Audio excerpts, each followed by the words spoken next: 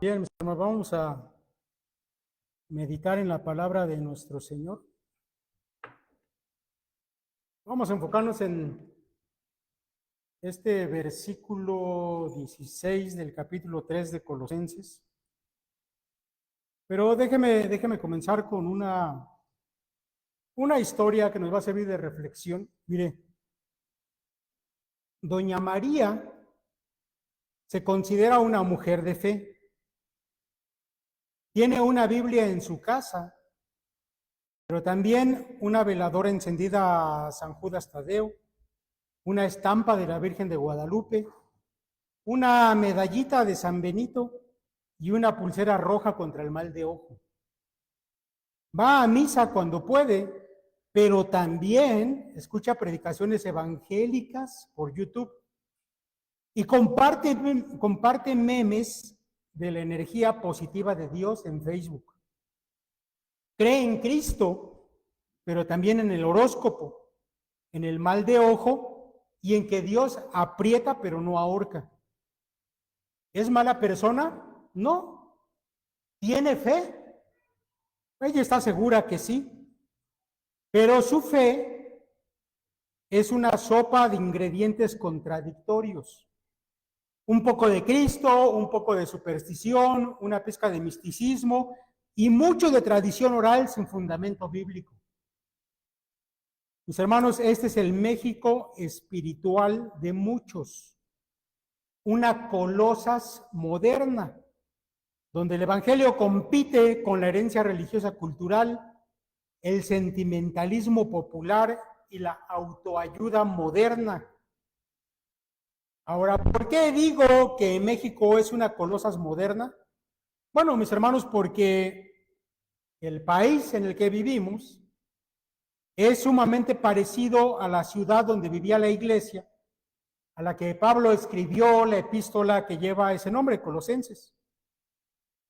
Mire, allá en Colosas había una mezcla de cultos a diversos dioses, porque realmente tenían muchos: Isis, Serapis, Helios, Artemisa, etcétera. Pero no solo eso. También existía una admiración por el conocimiento y la filosofía. Y por lo tanto, pues había una serie grande de corrientes filosóficas. Pero si eso fuera poco, déjeme decirle que había algo más. El judaísmo también estaba presente en aquella ciudad, con todos sus rituales, sus leyes, etcétera. Realmente, mis hermanos, podemos decir que era una mezcolanza de religiones, cultos y pensamientos. Ahora, eso, mis hermanos, nos debe hacer entender cuál era la preocupación de Pablo por la iglesia que vivía allí. Ese temor de que el verdadero evangelio pronto se comenzara a diluir entre todo ese caldo de religiones, filosofías paganas e incluso el riesgo de que la misma iglesia se viera infiltrada de todas esas cosas. Por eso, mis hermanos, es que con autoridad Pablo ordena que la palabra de Cristo more en abundancia en vosotros. Mis hermanos, la iglesia actual vive en el mismo peligro que la iglesia de Colosas hace 2000 años. De hecho, en nuestros días ya podemos ver el efecto que tiene el pensamiento sincretista dentro de las iglesias evangélicas. Y nos preguntamos, mis hermanos, cuando vemos eso, ¿cómo es que la iglesia entonces va a impactar al mundo? Si es una iglesia ignorante de la palabra, o tal vez peor, una iglesia con un evangelio diluido y contaminado con pensamientos paganos. Bueno, mis hermanos, hoy vamos a profundizar en el pensamiento de Pablo para una iglesia que se encuentra en riesgo en medio de una cultura así. pero al mismo tiempo que tiene una misión, que es una misión apremiante, impactar al mundo con el poder de un evangelio puro. Para eso, mis hermanos, vamos a meditar solamente en 2 puntos en esta ocasión. Al primer punto yo lo he titulado El origen de la palabra. No es nuestra, es de Cristo. Mire, cuando vamos al texto, nos vamos a encontrar con que el apóstol nos da solamente una exhortación, una. Pero de esa exhortación se van a desprender 3 cosas más. La exhortación, mis hermanos, es que la abundante presencia de la palabra de Cristo viva en nosotros. Las 3 cosas en las que esa palabra se va a hacer presente son en nuestra enseñanza como iglesia, en nuestra manera de vivir. Por eso Pablo habla de exhortación, que no es otra cosa que cuando un hermano está desviándose se le reconviene a que corrija. Por eso tiene que ver con la manera de vivir. Y con nuestra alabanza y gratitud al Señor. Estas 3 cosas son consecuencia de que la palabra more abundantemente en nosotros. Sin embargo, mis hermanos, hoy no voy a hablar de los resultados, porque esos sin duda que se van a dar solos si se cumple la exhortación principal. Por eso nos vamos a centrar en esta predicación solamente en la frase: la palabra de Cristo more en abundancia en vosotros. Y quiero comenzar, mis hermanos, con una primera parte que se va a enfocar en dejar en claro lo que Pablo tiene en mente cuando habla de la palabra. Esa es la primera parte de esta exhortación. Mire, él se refiere a la palabra como la palabra de Cristo. Ahora, si lo pensamos bien, puede sonar raro llamar así a la palabra, porque normalmente nosotros no, cuando hablamos de la Biblia no le llamamos la palabra de Cristo, le llamamos la palabra de Dios, ¿no es verdad? Pero también llama la atención que Pablo se refiere a ella, que Pablo no se refiere a ella como las Escrituras, como se llama a los textos que en ese tiempo ya se tenían por escrito.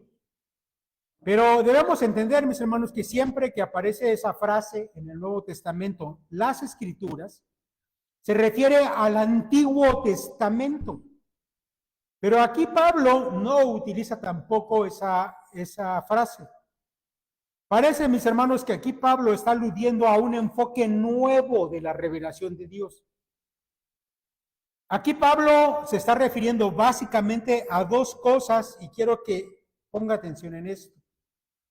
Él se está refiriendo en primer lugar a las palabras que Cristo había enseñado y que para este tiempo ya comenzaban a circular de manera oral. Aquellos que habían andado con el Señor, que lo habían escuchado, que habían vivido con Él, que habían palpado a Cristo mismo, como lo dice la primera epístola de Juan. Lo que hemos visto, lo que hemos oído, lo que han palpado nuestras manos tocante al verbo de vida. Ellos comenzaron a enseñar de manera verbal lo que Cristo había enseñado. Pocos años después se puso eso por escrito. Pero, mis hermanos, en segundo lugar, la palabra de Cristo también se refiere a las cosas que Cristo hizo, porque eso es importante también para el Evangelio. Que Cristo haya nacido en cierto lugar, que haya vivido de cierta forma, que haya muerto de determinada forma y resucitado, eso también se incluye dentro de lo que significa la palabra de Cristo. Ahora, me llama mucho la atención, mis hermanos, que Pablo se esté esforzando aquí por ser puntual tocante al contenido de la palabra que la iglesia debería hacer suya. Yo creo, mis hermanos, que la idea que Pablo tiene en mente es dejar en claro que fuera de Cristo, lo que él hizo y lo que él enseñó, ellos no deberían aceptar otro tipo de cosas. Porque sucedía, mis hermanos, sucedía que los paganos, cuando escuchaban de Cristo, algunos lo llegaban a aceptar y a considerar como uno más de los tantos dioses que ya tenían. Y fácilmente podía Cristo ser añadido a la lista de sus dioses. En tanto que para los religiosos judíos, cuando ellos podían escuchar de Cristo e incluso aceptar algo de él, para ellos llegaba a ser un maestro más, a cuyas enseñanzas le añadían leyes y rituales. Pero el Evangelio de Cristo no debe rebajarse ni debe mezclarse con nada. Por eso Pablo aclara, la palabra de Cristo, esa es la que debe morar en ustedes, no otra cosa. Imagina que tienes en tus manos un frasco de perfume finísimo que trajeron directamente de Francia. Es puro, muy costoso, concentrado, pero a alguien se le ocurre la maravillosa idea de mezclarlo con un poco de agua para que rinda más. Bueno, al principio huele igual, pero después comienza a perder su fuerza. Al cabo de unas semanas, ese perfume ya está totalmente diluido y ya ni siquiera lo podemos llamar perfume. Apenas es una sombra de lo que fue. Así pasa con el Evangelio cuando se mezcla con el mundo. Lo volvemos rendidor, suave, cómodo y lo despojamos de su poder para transformar vidas. Te voy a dar un ejemplo de sincretismo cristiano. Una mezcla, escucha esto, porque es una mezcla rara, una mezcla de propaganda de éxito al estilo estadounidense. Eso sumado con superstición latinoamericana. Y a eso le sumamos psicología motivacional. Todo eso metido en el mismo costal dentro de la iglesia. ¿Qué resulta de eso? En efecto, el evangelio de la prosperidad. El llamado movimiento de la prosperidad, mis hermanos, se introdujo fuertemente, sobre todo en denominaciones neopentecostales y carismáticas, que no está de más decir que son grupos donde el estudio bíblico prácticamente es nulo.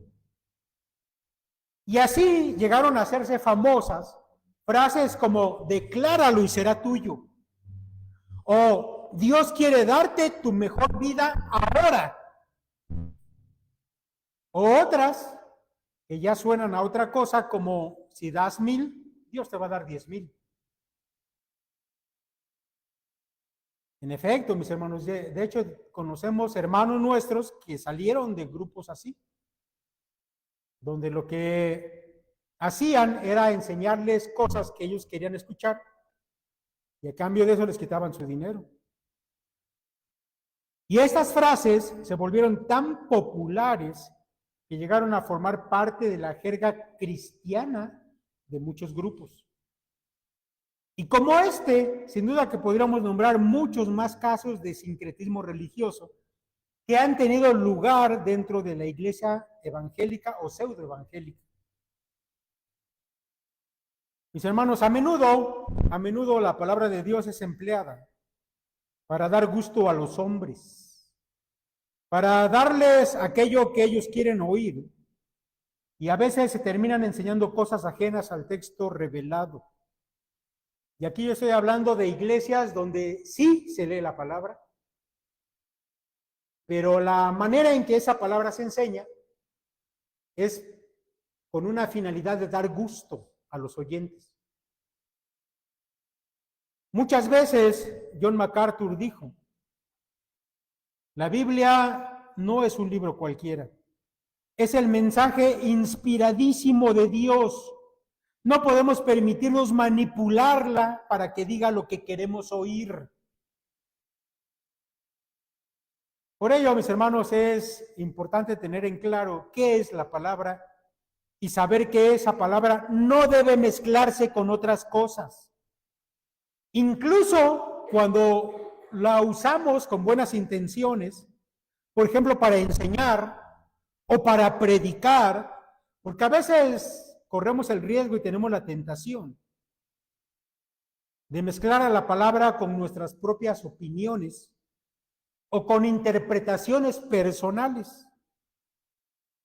Y aquí yo le quiero dar otro ejemplo de cómo muchos cristianos evangélicos, incluso me atrevería a pensar que alguno de ustedes que me está escuchando pudiera haber pensado lo siguiente y terminar metiendo ideas al texto bíblico que no deberían estar allí y se termina torciendo el significado. Mire, le voy a pedir que abra su Biblia, por favor, en el Evangelio de Mateo, en el capítulo 7, porque vamos a hacer rápidamente un brevísimo ejercicio de interpretación bíblica.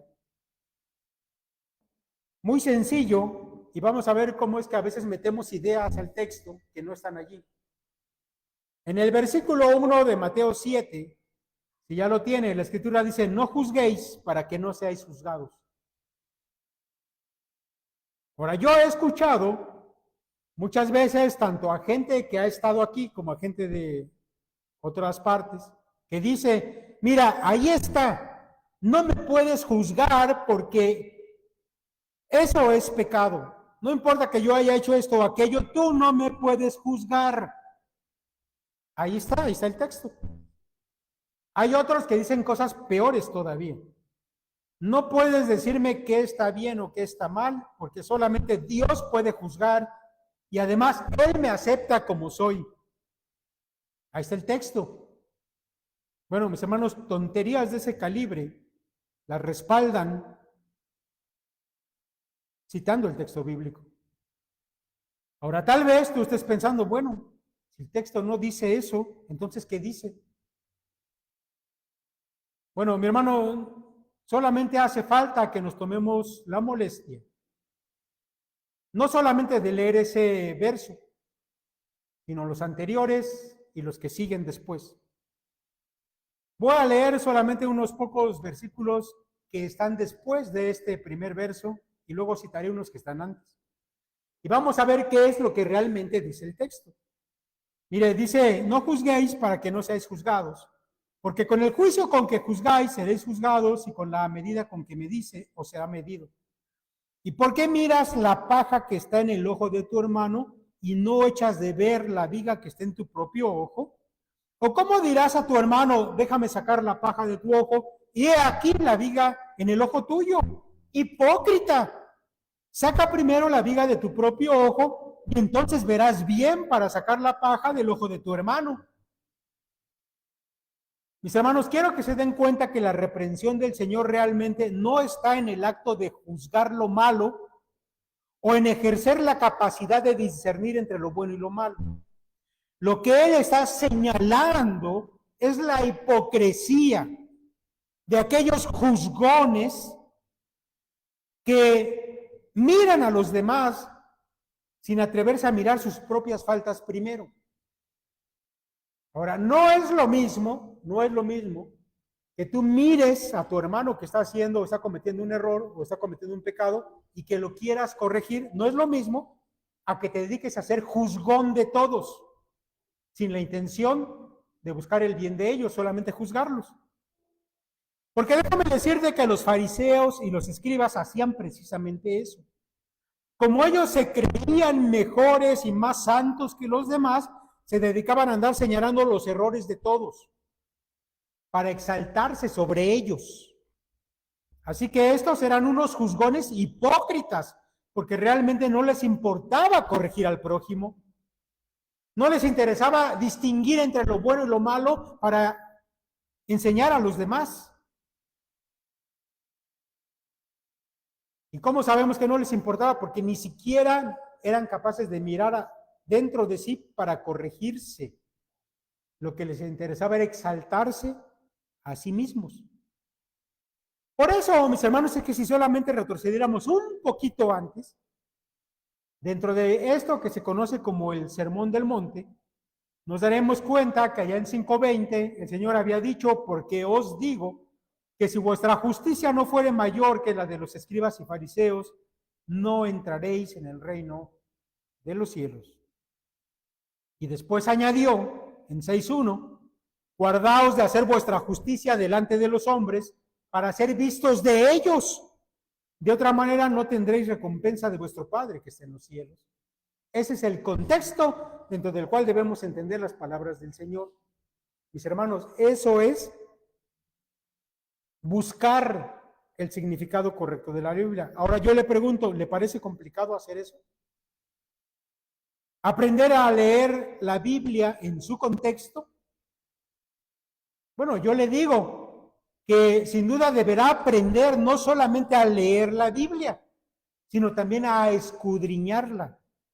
Como bien dijo John MacArthur, y lo estoy citando a propósito, dado que falleció recientemente y él fue conocido como un maestro de Biblia, sobre todo. Y en muchas ocasiones él dijo, recuerda, el secreto no está en hacer que el texto diga lo que queremos, sino en descubrir lo que Dios quiso decir. Esa es nuestra tarea y ese es el secreto. Mi hermano, la palabra tiene su origen en el Señor Jesucristo. Y su contenido es lo que Él quiso enseñar y revelar de Él mismo a su pueblo. No mezcles ese evangelio con cosas extrañas, ni metas tus ideas personales al texto cuando lo leas. No rebajes el perfume con agua, porque lo haces inservible para ti y también para los demás. Esto, mis hermanos, nos lleva al segundo punto.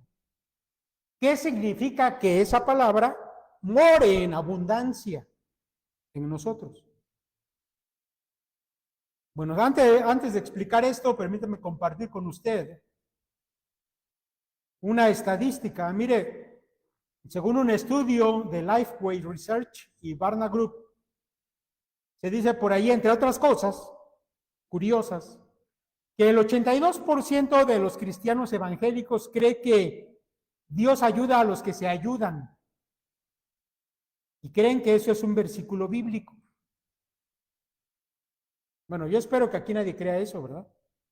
Dios ayuda a los que se ayudan y que eso es un verso bíblico. No, no lo es. Eso proviene de un dicho de Benjamin Franklin, por si no lo sabía. Pero 82% de los que fueron encuestados pensaban que eso era un texto bíblico. Eso se llama analfabetismo bíblico. Pero déjeme darle más datos. 58% de los creyentes que fueron encuestados y que son practicantes no pudo nombrar los 4 evangelios en orden correcto. Bueno, mis hermanos, eso es espantoso. O al menos a mí me lo parece. Yo creo que aquí cualquiera puede nombrarlos, ¿verdad? En orden correcto. Continúa otro dato de esta encuesta, más del 50% no puede identificar lo que significa justificación y lo que significa santificación. Bueno, aquí entramos en términos más técnicos. Ahora, yo no sé cuántos de ustedes sepan decir qué es justificación y en qué se diferencia de la santificación. Porque, digo, ya de paso, ya que estamos en esto, la Iglesia Católica confunde. Los teólogos católicos confunden qué es justificación con lo que es santificación. Yo espero que nosotros no. En la encuesta, más del 50% no lo pudo identificar. Y finalmente, 65% de esos encuestados, que fueron miles de cristianos, dice haber leído la Biblia alguna vez. Pero solamente el 11% declaró que la lee diariamente. Es decir, que 89% no lo hace. Eso es analfabetismo bíblico. Y ese analfabetismo, mis hermanos, no es por falta de acceso a la Escritura. Es por falta de hambre y de una enseñanza centrada en la palabra de Dios. Mire, recientemente ya ve que uno se entera de muchas cosas en las redes. En una iglesia, en un grupo juvenil allá en el norte de México, durante un concurso bíblico, se le preguntó a un joven dentro de ese concurso, ¿quién fue el personaje bíblico que recibió los 10 mandamientos? Y entonces uno de esos chicos, que por cierto era un chico activo en la iglesia, participaba en el grupo de alabanza, en sus redes sociales publicaba textos y hasta lo habían invitado ocasionalmente a predicar en ese grupo de jóvenes. Y él dijo, ¿quién recibió los diezmos de mí? Pues fue Jesús, ¿no? ¿O era Pablo? Bueno, uno de esos. Mis hermanos, otra vez, analfabetismo bíblico. No es raro encontrarlo en muchas iglesias. De hecho, es más común de lo que ustedes se imaginan.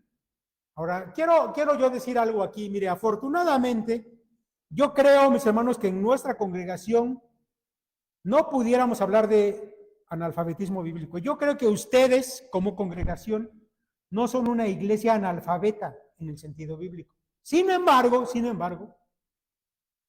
eso no quiere decir que no haya algunos que se estén quedando rezagados, ¿no? Y a las preguntas de esta encuesta, por ejemplo, les costaría trabajo o no pudieran contestarlas. De lo cual, bueno, pues yo debo decir que quiero exhortarles que si hay alguno que está comenzando a tener su conocimiento bíblico, no se rezague. Y sigan las clases. Aquí hay clases de lectura bíblica, de enseñanza del texto bíblico, etcétera. Porque, mis hermanos, en esta exhortación que dice Pablo, que la palabra de Cristo mora abundantemente, ¿en quién dice? En vosotros. Y esto es algo común a mucha enseñanza del Nuevo Testamento, no es para personas en lo particular, sino Pablo habla de congregaciones. La idea de Pablo es que la congregación en general no debe ser analfabeta en la Biblia. Sí, así que no te rezagues. Pero ahora, una vez que ya he dicho que yo creo que ustedes no son analfabetas bíblicos, lo que yo sí creo que nos está faltando, y hablo en plural, yo que sí creo que nos está faltando como iglesia, mis hermanos, es seguir avanzando, dar el paso que sigue. Tal parece que hemos subido unos cuantos peldaños, unos cuantos escalones, y hemos llegado a un nivel de conocimiento bíblico y luego nos hemos quedado parados ahí. Por eso, mis hermanos, tenemos que entender lo que Pablo dice en este pasaje. O podría ser que pasáramos años y más años y seguir todavía en el mismo escalón, y yo creo que eso es lo que ha pasado. Tenemos más de 60 años como iglesia y seguimos parados, creo yo, en el mismo escalón. Mira, para eso vamos a volver a este texto donde dice que la palabra de Cristo more. Vamos a detenernos en esa palabra more. Esta palabra viene del texto griego enoikeo, que significa habitar o estar en casa. A primera lectura, mis hermanos, lo que percibimos es que Pablo exhorta a los creyentes a permitir que la palabra de Dios halle en sus vidas su morada o su habitación. Eso es correcto, pero yo creo que debemos profundizar en esa idea, porque significa mucho más de lo que en nuestra forma de pensar actual seguramente que podemos percibir del texto. Mira, en la cultura de los tiempos de Pablo, era normal para todos y sabido de todos que había gente, sobre todo gente que viajaba, que vivía en tiendas. Y todos comprendían que vivir de esa manera era algo pasajero, solamente mientras duraba el viaje. Los judíos, de hecho, sabían por experiencia, porque era parte de su historia, que durante 40 años el pueblo había vivido en tiendas mientras anduvo en el desierto. Pero esa gente que anduvo en el desierto tenía un anhelo en su corazón, que era llegar a la tierra prometida, donde por fin ellos iban a dejar las tiendas para construir casas permanentes, fijas, residencias donde ellos eran los dueños de esa propiedad, de esa casa. Hay una diferencia entre vivir en tiendas a vivir en una casa. Mira, te doy otro ejemplo. Cuando el Señor Jesús vino a esta tierra, lo hizo como un viajero, como alguien que está de paso. Por eso, cuando vamos al texto de Juan 1:14, y se los voy a leer con toda intención de la Biblia textual, este versículo dice así: y el Logos se hizo carne y tabernaculizó entre nosotros, y contemplamos su gloria como del unigénito del Padre, lleno de gracia y de verdad. Ahora, yo sé que el texto te lo sabes de la versión Reina Valera 60, ¿verdad? Y aquel verbo fue hecho carne y ¿qué? Y habitó entre nosotros. Pero el texto griego dice y tabernaculizó. Es decir, que vivió en un tabernáculo, en una tienda, en una tienda. La idea de la palabra que aquí Juan usa, que es la palabra es que no, es como alguien bellamente lo ha dicho. Dios acampa entre los hombres, como un rey viajero que monta su tienda entre sus humildes siervos. Pero cuando volvemos a la palabra que Pablo está usando en Colosenses, que es una palabra diferente, nos encontramos con una idea distinta. Aquí estamos hablando de vivir como residentes en un hogar, establecerse de forma permanente en una casa propia. Ahora, mis hermanos, que la palabra viva en tu mente de esa manera, significa que debe ser de una forma diferente a lo que tú lo estás haciendo actualmente. Porque yo estoy seguro que mientras estás aquí, en este recinto, escuchando lo que estoy diciendo, en tu cabeza están estas ideas que estamos hablando ahorita. Pero ¿qué pasa cuando sales de aquí? Esa palabra se va. Y en su lugar entran otras ideas diferentes, que yo creo que sobre todo tienen que ver con las cosas de este mundo. ¿Qué es lo que Pablo dice? No debe ser así. La palabra debe morar permanentemente en tu cabeza, porque eso produce pensamientos espirituales. Quiero compartir contigo un breve párrafo del escritor puritano John Owen.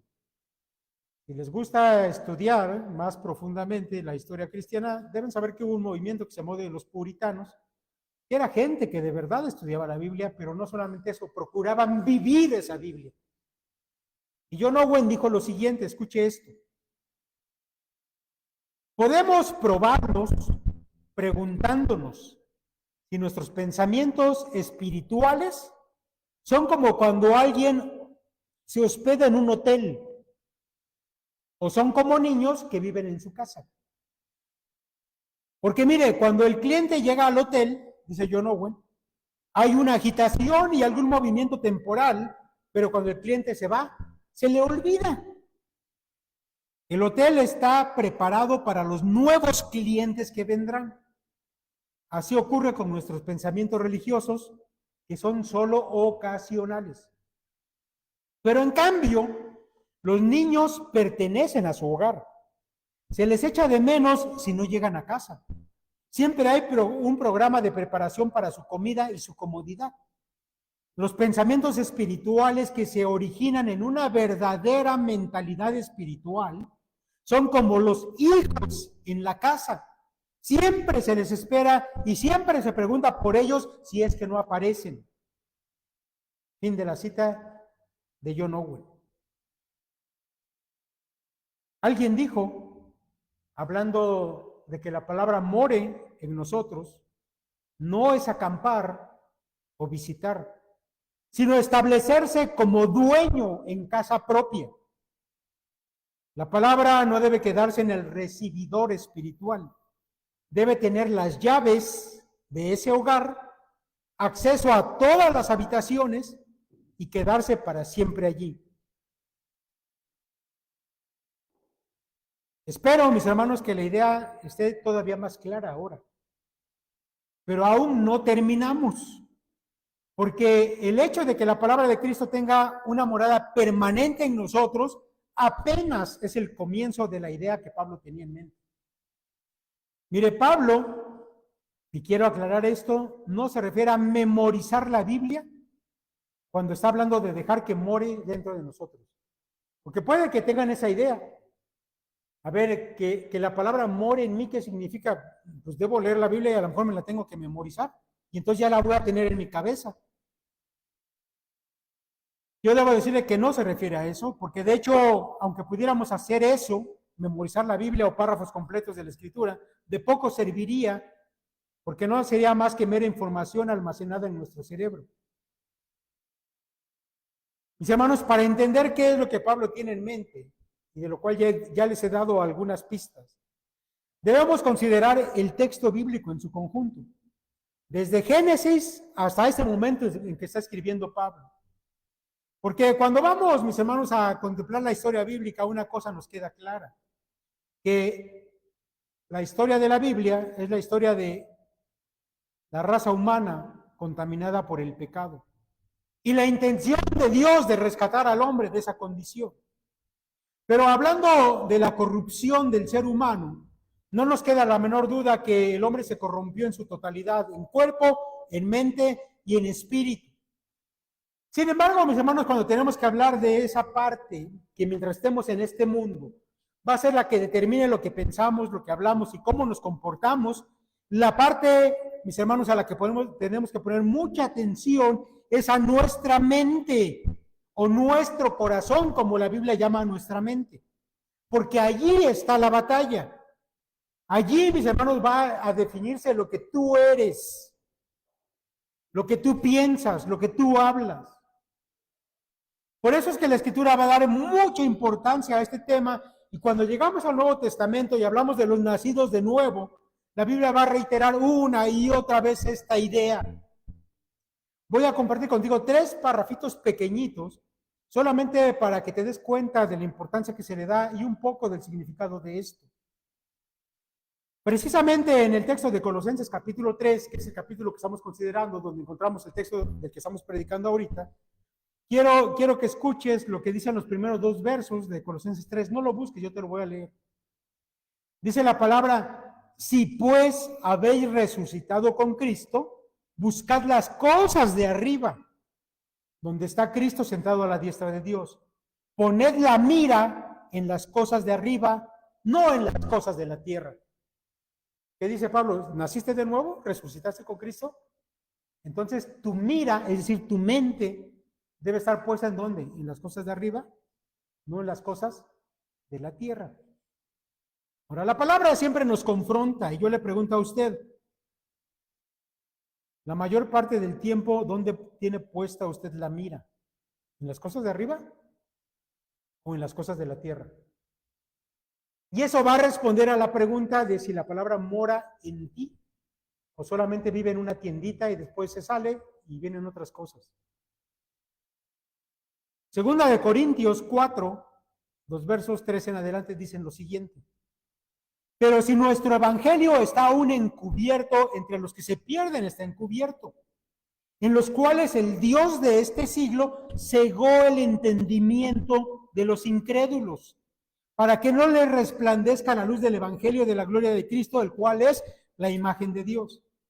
Porque Dios, que mandó que de las tinieblas resplandeciese la luz, es el que resplandeció en nuestros corazones para iluminación del conocimiento de la gloria de Dios en la faz de Jesucristo. ¿Qué dice Pablo? Los que se pierden es porque el diablo cegó su entendimiento, su mente. Por eso el diablo le mete a la gente un montón de ideas, de cosas sexuales, de cosas materiales, de cosas que alimentan su ego, y la gente del mundo se pasa pensando en eso. Está cegado su inteligencia, su entendimiento. Pero ¿qué dice de los creyentes? Dios mandó que de las tinieblas resplandeciese la luz. Y eso vino a iluminar nuestros corazones. Otra vez, los corazones, mis hermanos, no es la parte emocional. Cuando Pablo habla de los corazones, habla de la mente. Dice, para que la iluminación del conocimiento de la gloria de Dios en la faz de Jesucristo fuera entendida por nosotros. Otra vez, el asunto, ¿dónde está? Aquí en la mente. Y les leo uno más para terminar. Volviendo a Colosenses capítulo 3, y que es el contexto del verso que estamos viendo, dice Pablo en el verso 5, haced morir pues lo terrenal en vosotros, fornicación, impureza, pasiones desordenadas, malos deseos y avaricia, que es idolatría, cosas por las cuales la ira de Dios viene sobre los hijos de desobediencia, en los cuales vosotros también anduvisteis en otro tiempo cuando vivíais en ellas. Pero ahora, dejad también vosotros todas esas cosas, habiéndoos despojado del viejo hombre con sus hechos y revestidos del nuevo, el cual conforme a la imagen del que lo creó, se va renovando hasta el conocimiento pleno. Que dice Pablo, bueno, antes vivían en borracheras, en orgías, pero ahora ya no. Despójense de ese viejo hombre y vístanse del nuevo.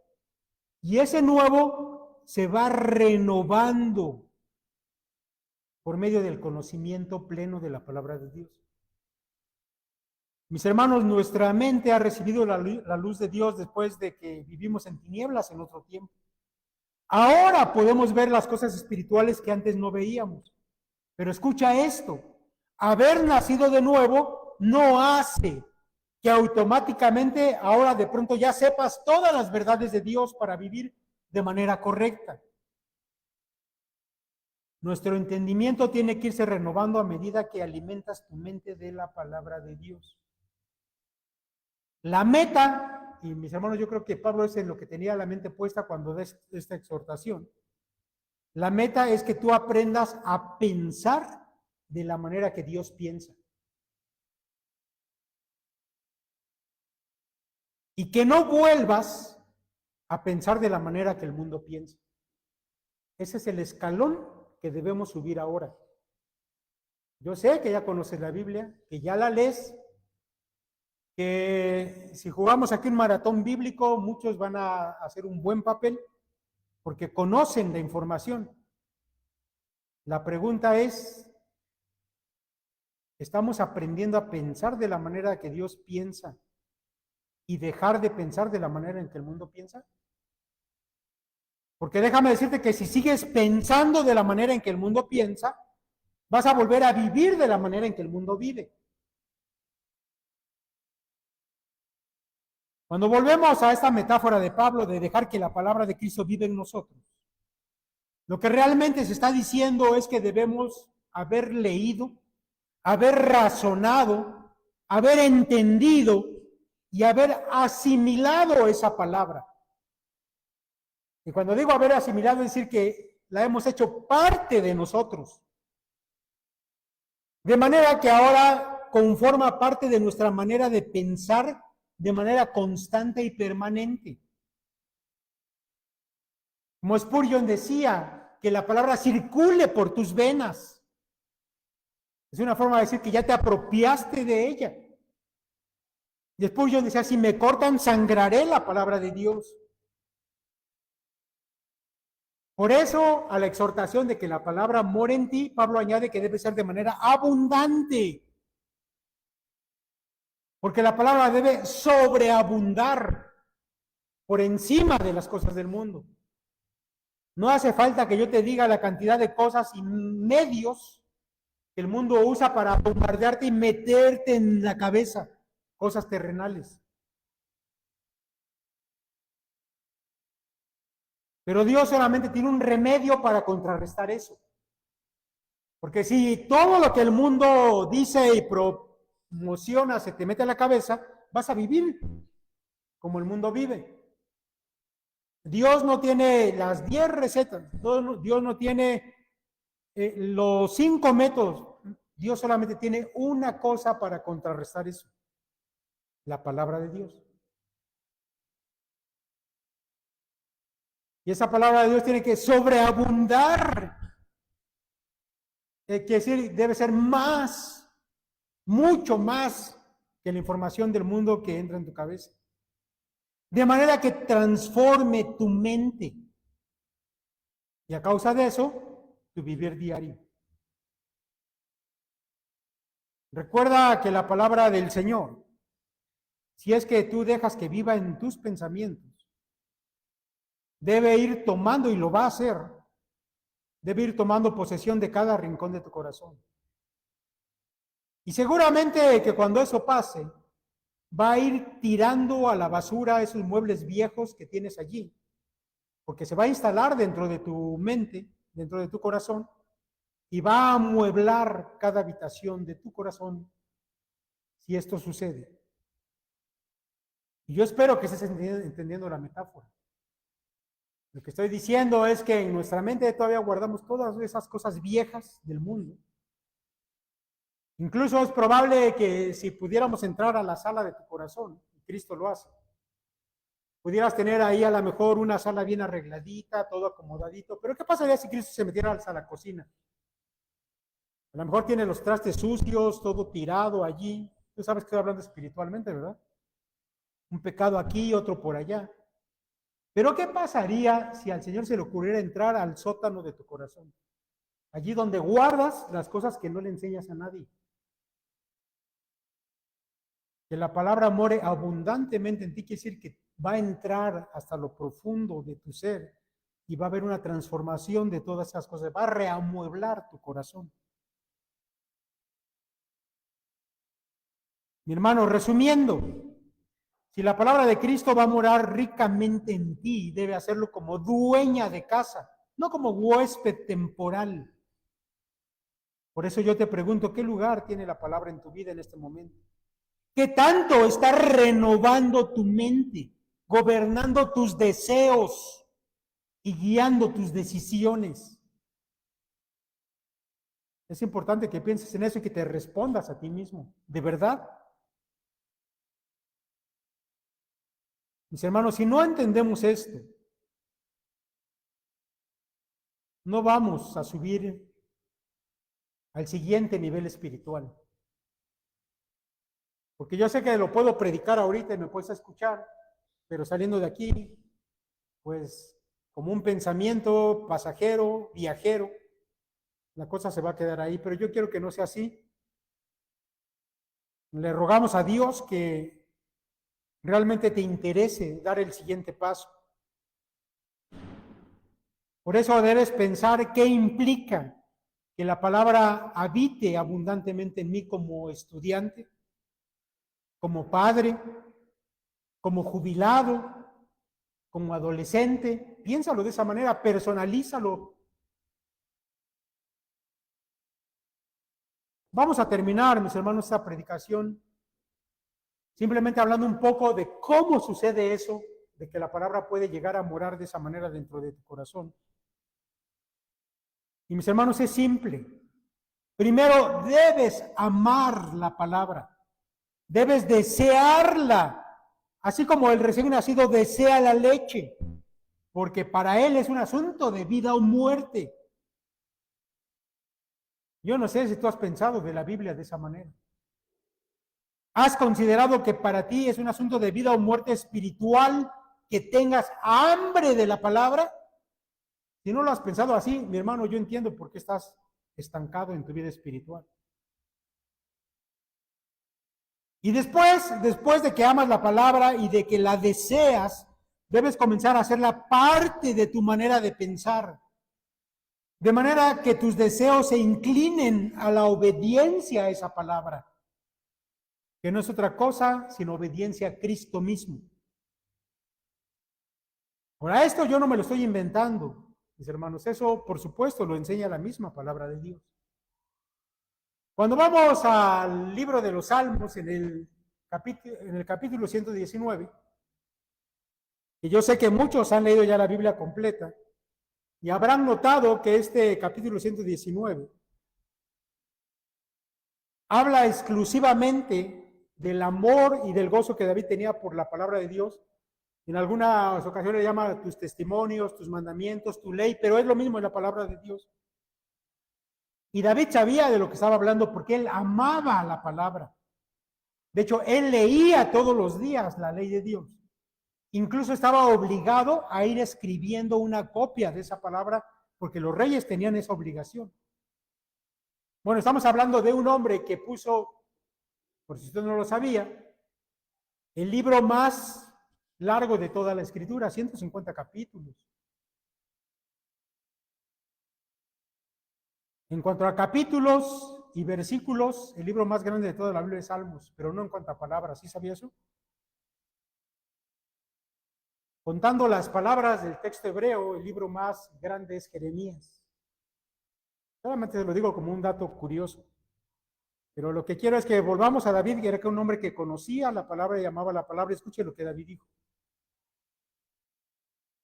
Por herencia eterna he tomado tus testimonios, porque son el gozo de mi corazón.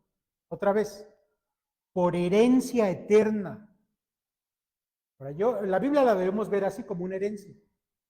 A ver, ¿qué pasaría si un día tú te enteras que un tío lejano que era millonario te dejó su fortuna? Pues de seguro que vas a correr y vas a decir, esos millones son míos. Bueno, ahora piensa que Dios te dejó una herencia eterna, y esa herencia es su palabra. Dice David, por herencia eterna he tomado tus testimonios porque son el gozo de mi corazón. Y luego dice, incliné mi corazón a cumplir tus estatutos de continuo hasta el fin. Son los versos 111 y 112 del capítulo 119 de este libro. Ahora, ¿se da cuenta? Primero amamos la palabra, luego nos gozamos en ella. Y al final, nuestra voluntad se inclina para obedecer.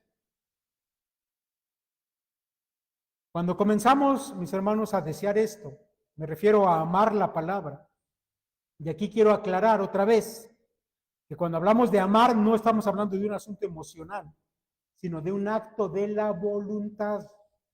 Es decir, tú debes determinar amar la palabra. Y esto yo creo que me van a entender los que ya han tomado la clase de lectura bíblica. Porque hay muchos que se propusieron leer la Biblia, pero no es fácil. Es más, algunos no pudieron hacerlo a la primera vez. Y entonces volvieron a inscribir a la clase, ¿no? ¿Y qué pasa? Se propusieron, fue un acto de tu voluntad amar la palabra.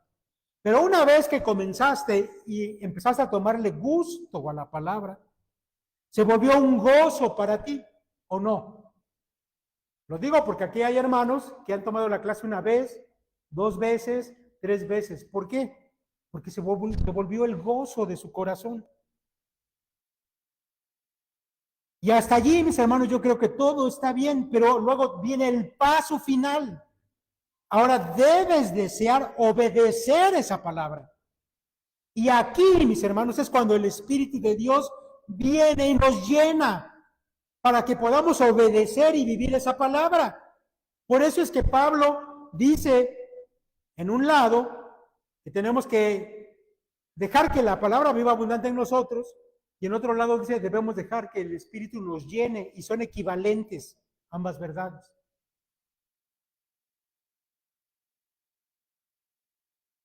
No tiene caso que le pidas a Dios que te llene de su Santo Espíritu si no estás dispuesto a obedecer su palabra. No va a pasar. No importa que ores y que llores y que le digas, Señor, lléname de tu Espíritu, no va a pasar.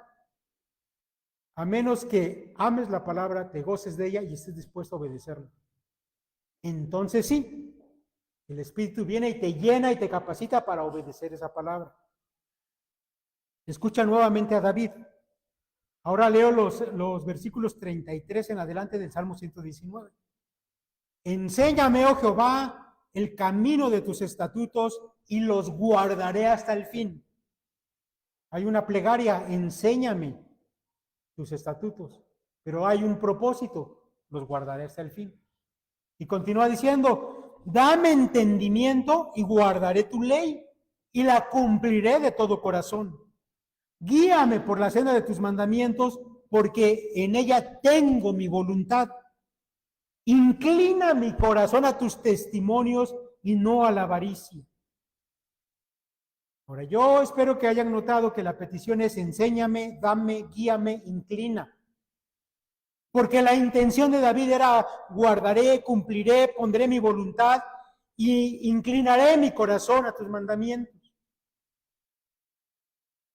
Cuando le pidas a Dios que te permita entender su palabra, amarla, gozarte en ella, debes decirle también que estás dispuesto a poner tu corazón en esa palabra.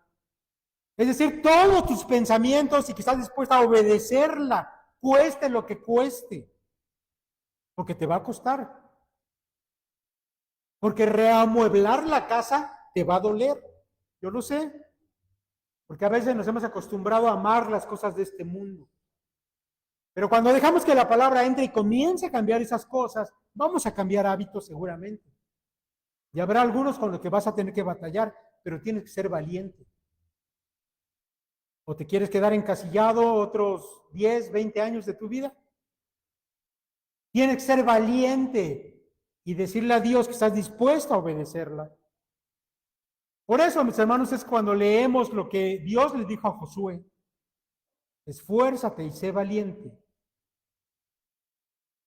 Porque pedir lo que Dios le iba a pedir a Josué es cosa de valientes, de hijos de Dios que han entendido el secreto de la vida cristiana genuina. Josué tenía una tarea, conquistar la tierra prometida, pero solamente había una forma de hacerlo. Solamente esfuérzate y sé muy valiente para cuidar de hacer conforme a toda la ley que mi siervo Moisés te mandó. No te apartes de ella ni a diestra ni a siniestra, para que seas prosperado en todas las cosas que emprendas. Nunca se apartará de tu boca este libro de la ley, sino que de día y de noche meditarás en él, para que guardes y hagas conforme a todo lo que en él está escrito. Porque entonces harás prosperar tu camino y todo te saldrá bien. Mira que te mando que te esfuerces y seas valiente. No temas ni desmayes, porque Jehová tu Dios estará contigo en donde quiera que tú vayas. ¿Entiendes lo que el Señor le dijo a Josué? Josué, tienes una tarea a conquistar esa tierra, pero solamente tienes que hacer una cosa: ser valiente para no apartarte de esta palabra. ¿Y luego qué? Obedecerla todos los días. Y entonces te irá bien en la tarea que tienes. Tenemos una tarea, mis hermanos. No es conquistar un trozo de tierra, es predicar el evangelio a toda criatura. Solamente hay una forma: no te apartes de la palabra, no la diluyas con otras cosas, deja que viva en ti y aprende a pensar como Dios piensa todos los días. Por lo tanto, ámala, deséala, pero está dispuesto a obedecerla. Mis hermanos, yo espero que como iglesia, porque la exhortación de Pablo es como iglesia, no se quede ninguno rezagado, podamos dar el siguiente paso. Mis hermanos, sin duda que sería glorioso, pero sobre todo porque glorifica a nuestro Padre, que esta iglesia pudiera dar ese paso. Dios quiera que así sea. Que Dios los bendiga.